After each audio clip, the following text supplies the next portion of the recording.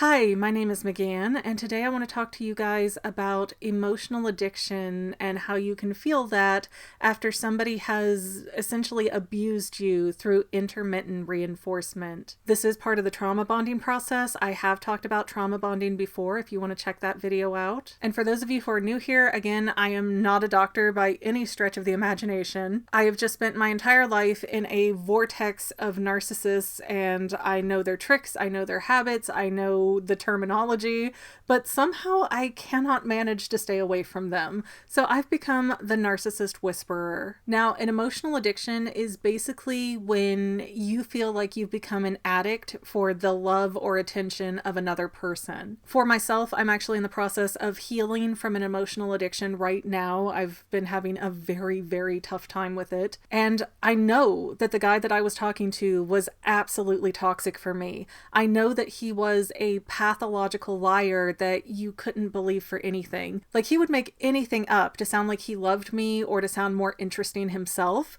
He would even make up like, oh, I'm doing this craft project with my kids, and he'd describe this crazy thing, and I'd say, come on, pics or it didn't happen, and he would abruptly change the subject. Like, I would never see those pictures. So every tiny little thing was a lie with him. And I know logically he's not somebody that I want. He's not somebody that I want to be with. But because this guy did all of this really crazy trauma bonding with me, my brain doesn't know the difference. It thinks it's in love. It feels very attached to this guy, even though I don't want to be. Now, I aim most of my content around narcissistic abuse. So I am going to mention narcissists a lot, but emotional addiction does not apply exclusively to them. I also tend to say he a lot when I'm talking about narcissists because I date men, but women can certainly be narcissists and abusers too. So first, what is intermittent reinforcement? Well, it's a method commonly used in dog training, yes, D-O-G, dog training, where at first you're giving the dog a treat constantly, so it's very eager to perform. It's very overwhelmed because it loves that tasty treat. And because you're giving out all of this deliciousness, the dog warms up to you really, really quickly. And after a little bit, the dog warms up to you, it starts to trust you,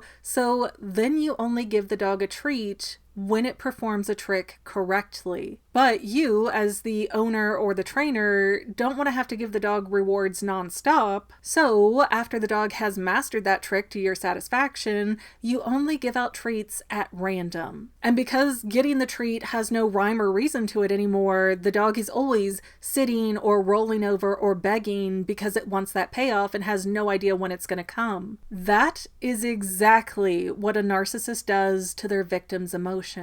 They give you a lot of love up front, very freely, and they will tell you any and everything that they think you want to hear. It doesn't matter that they don't mean a word of it. You know, they could sit there and tell you, oh, I want to buy a house with you. Oh, I want to go on this trip with you. I want to have kids with you. I want to marry you. And they don't mean a word of it. They just want you to trust them. Then, very subtly, the narcissist will do a little shift in their behavior.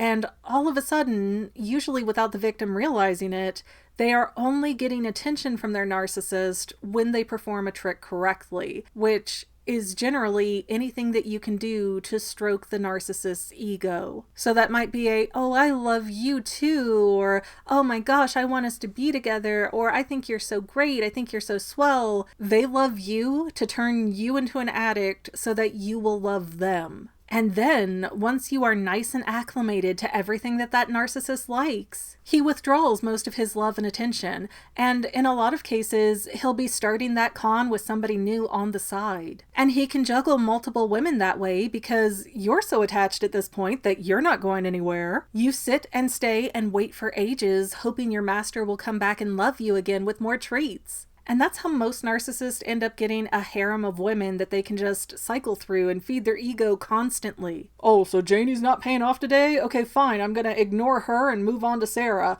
Oh, Sarah's seeing somebody now? Well, fine, block her. Now let's move on to Katie. Well, here we go. Katie's been waiting for me to text forever, and she's telling me, oh, thank goodness you're back. You're so great. I missed you so much. Whoop, there goes my ego boost. Thanks, Katie. Now I'm breaking up with you. Send. And then when Katie's crying and freaking out, he goes, oh, I'm just kidding. I love you. Get back over here. You know, that kind of emotional manipulation constantly. And putting somebody through intermittent reinforcement with all of these highs and lows and unpredictability, it leads to an emotional addiction. And an emotional addiction is part of the trauma bonding process, which I've already done videos about trauma bonding and gaslighting. So if you want to check those out, please feel free, but I'm not going to go over the entire trauma bonding process in this video. But the emotional addiction basically makes it to where you are so well trained to stay and wait for your treat that you start neglecting your personal actual needs and not doing the things you should be doing. So you become a junkie for the attention of another person. And I know in my case, I was so unable to focus once I got discarded and I felt like I'm so in love, I can't get over this person, I need them to talk to me again. I couldn't do my work, I couldn't pay attention to what my kids were doing or where they should be when for their activities. I had other relationships falling apart left and right, all because my brain got so twisted up with emotional addiction. Emotional addiction overloads you with attention, affection, and approval, and then the narcissist slowly reels it back so that you start performing harder and harder to get less and less in return. And it activates the same pieces of your brain as a gambling addiction. So the analogy I constantly use on this channel is, let's say you walk by and you try out this slot machine, and with your first quarter, boom, giant jackpot. And you're like, man, that was amazing. I'm hooked on this feeling. Let me do this again. And you put in another coin and pull the lever, but nothing comes out. And you try again and again and again, and then maybe a few coins fall out here and there, but nothing like that jackpot. And pretty soon you run out of coins, which are your emotional currency. So maybe you're like, okay, I'm at a draw here. I've lost what I won. I'm going to walk away.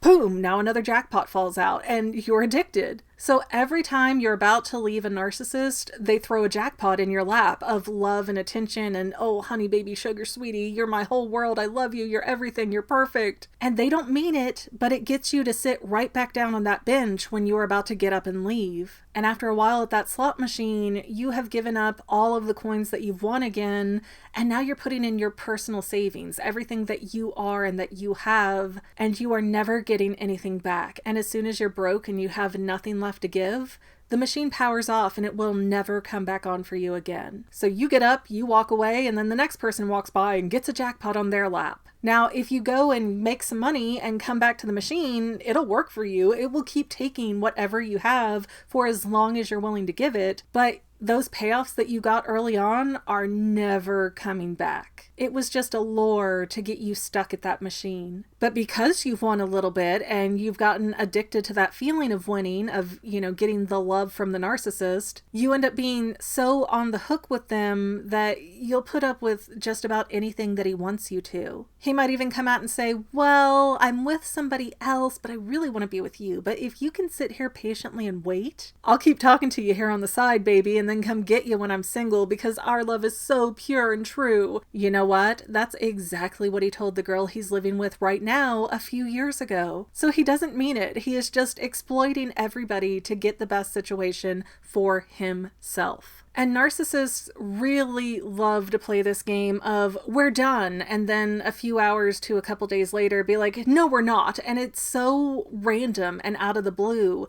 that it puts you in a constant state of terror. And because a narcissist will dump you without any explanation, it can lead to some very bad mental states because it puts you in an extreme state of stress and you get no closure about it. You don't know why they suddenly decided, I'm sorry, I can't be with you, take care of yourself, and just left you. So your brain is put in this extreme state of stress, and then when they come back with, I'm sorry, I got so overwhelmed with my emotions, I love you, baby, you're my world, you get this wave of relief. So just like with the slot machine where you're getting nothing, okay, I've lost everything, I'm gonna leave after this last quarter, boom, here's a jackpot of love. So the next time you're out of coins, you feel like, okay, that jackpot has got to be close, so I'm putting in my own money, and then pretty soon you're emotionally bankrupt. Once you're out of money, the narcissist doesn't need you, they can't feed off of you anymore, and they'll go eat off of somebody else's emotions. A narcissist is really just a vampire. They are an emotional vampire there that feeds off of all these other women and turns them into his subservient brides, but he doesn't really care about any of them. He only cares about meeting his own ego's needs. And like I said, sometimes they throw you away just to come right back and do that trauma bonding stress relief cycle in your brain. But if you are really out of things to give, the narcissist will toss you in the trash. They will not think twice about it. And then as soon as you feel like you've regained something of yourself, the narcissist will suddenly reappear to hoover you right back up. And they'll tell you every lie in the book, giant crocodile tears that they don't even really feel anything about. And they'll say, I regret leaving you. That was the worst mistake of my life. I love you so much. I just don't work without you. And of course, the infamous, I will treat you so right if you just give me another chance. And it's all lies. A snake only sheds its skin to become a bigger snake. Narcissists do not have the emotional ability to change. So no matter what they say, it's not true. All that's happening is that they can smell something in you now that they can exploit for themselves again. So the narcissist is always going to go in this pattern where first they idealize you and I love you, you're perfect, you're my everything. Then they start devaluing you where, you're learning where your place is and you have to do all these tricks to get their affection. Then they get bored and they dump you. They've gotten as far as they can with you. You're not paying off the same way. They just found somebody else more interesting. Doesn't matter. You're out the door with zero closure. And they don't want you to have closure because they don't ever really want to be done playing with you. It's a constant cat and mouse game. So knowing that you don't have closure, so you might talk to them in the future to get that closure, they'll come back and try to hoover you up at any given time and start in with the whole idealization. Oh, I love you. You're perfect. I can't work without you. I need you so bad. I miss you. So every time you get dumped and start building yourself back up, they will come piggyback off of that and make you feel great. But then they're going to start devaluing you and discarding you all over again, just round and round forever. You have to be the one to get off the emotional merry-go-round and decide to live the rest of your life abuse-free. And do be cautious if you decide to leave a narcissist because they hate that and they will pull out all the stops, fake tears and empty promises included. All they want though is to have you back under their thumb and back in their harem. And things might feel good for a little bit, but overall, nothing is going to change. Some narcissists can also turn violent, so leave when they're not home. Do not try to confront a narcissist with your feelings or explain to them while you're leaving because they're not stupid. They know that they're treating you badly. So just leave them quietly and refuse to give them closure just like they would do to you. Don't answer their calls, don't answer their texts, don't answer the door if they show up to where you move to. At best, send them a text or an email that says, this isn't working, I can't be with you anymore, and just leave it at that. Because if you give them any reason, that's a crack in the door that they are going to pry open until they manipulate you into coming back with them. Now, if you have children with a narcissist, that is a much, much trickier mess because you can't really go no contact. I guarantee you, if you have children with a narcissist and try to just leave and go no contact, they are going to turn around and threaten legal action or say, parental rights or throw anything that they can at you to manipulate you into communicating with them or coming home. So if you have kids in the mix that the narcissist has legal access to, not like stepkids where usually they don't have to ever see them again if you guys break up, but if you have children with a narcissist and you're trying to get out, I strongly recommend that you contact your local domestic abuse advocates before you leave, and that way they can give you the best strategies for your situation. I hope that this has been helpful for some people. Again, emotional addiction is a really hard thing to deal with. I'm going to do another video talking about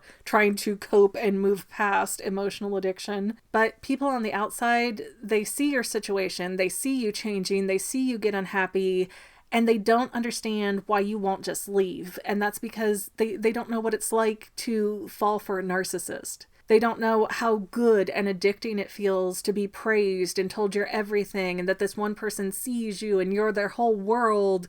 And then to have that slowly transfigurated into, well, everything is your fault and you're worthless until the narcissist gets tired of you enough that they throw you away, or you get too comfortable so they throw you away to put you in your place. But then they come back again and, oh, I'm so sorry, everything's going to change now, I love you, baby. And you feel so good, that's your jackpot. So it is hard. It is really hard to break free of that. But when you're ready, you are strong enough to do it. I promise you that. Thank you for watching, guys, and if you have anything that you would like to hear me cover on narcissistic abuse, I'm not a doctor or therapist or medical professional by any stretch of the imagination, but having lived through it, I kind of have a uniquer perspective than people who just studied narcissism in a textbook, or who see clients that are narcissists, but they haven't really been in the thick of it. So I'm happy to try and help and break things down and let you see that you are not unique or special in your abuse, that this is something that is a really broad tactic that narcissists use. Stay safe, guys, and remember, always do what's best for yourself first, because the narcissist is always going to put themselves first.